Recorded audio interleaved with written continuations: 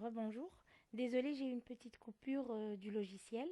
Je disais donc qu'on commence toujours par madame, monsieur. Voilà. Ensuite, ce que vous devez savoir, ce que vous devez absolument noter, c'est que quand on ne connaît pas, quand on connaît pas la personne, on reste madame, monsieur et on revient à la ligne.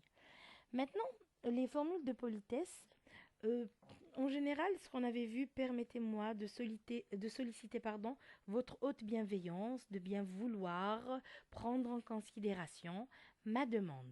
Toujours commencer le courrier avec ce genre de formule de politesse. Bien entendu, ce n'est pas des phrases figées.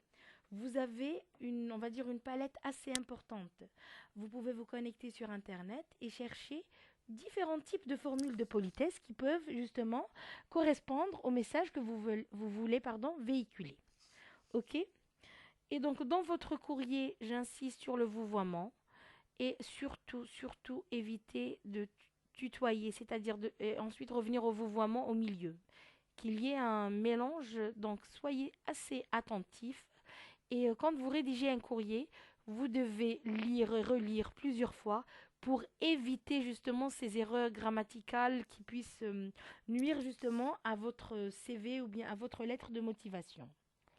Et pour finir, vous devez clôturer toujours par des formules de politesse. Alors là, les formules de politesse de fin, elles sont nombreuses parce que ça dépend. Si vous attendez une réponse, vous devez commencer dans l'attente d'une réponse que j'espère favorable de votre part. Veuillez agréer Madame, Monsieur l'expression de ma plus haute considération. Par exemple, vous pouvez dire également je vous prie d'agréer mes meilleures salutations. Cordialement. Alors, des fois, quand on veut être flou, on va dire pas trop en faire, on peut dire cordialement ou bien sincère salutation. D'accord.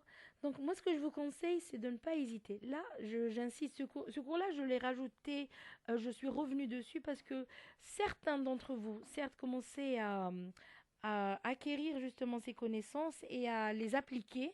Par contre, pour les autres, c'est pas tout à fait ça. Et j'insiste. Vous êtes en première année et donc, voilà, vous devez absolument rédiger. Je vous informe juste que prenez connaissance de certaines formules de politesse, cela peut être utile. Bien entendu, ce cours est également inclus à l'examen. Et donc, voilà. Donc, je pense qu'on a clôturé pratiquement le module. La prochaine séance, ce sera probablement l'application de ce cours. Voilà. Donc, on va essayer. Normalement, c'est la dernière. En fait, non, c'est la dernière séance. Donc, de toute manière, je vous enverrai un email pour rédiger, on va dire, un petit courrier concernant un petit texte sur les formules de politesse. Chacun d'entre vous devra rédiger, mais je vous ferai l'énoncé par la suite. Voilà, dans la partie TD.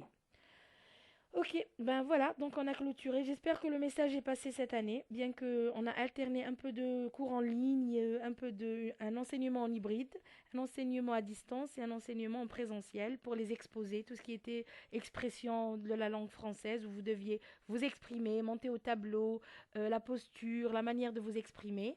Quant aux connaissances, on va dire théoriques, là c'était sous forme de cours en ligne. Voilà. Donc je vous souhaite bon courage et réviser surtout l'intégralité de ce qu'on avait fait au deuxième semestre. Bien entendu, les prérequis du premier semestre, c'est évident que vous devez les connaître.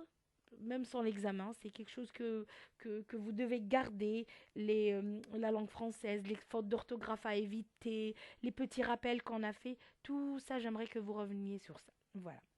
Eh bien, bon courage à tous et rendez-vous à l'examen.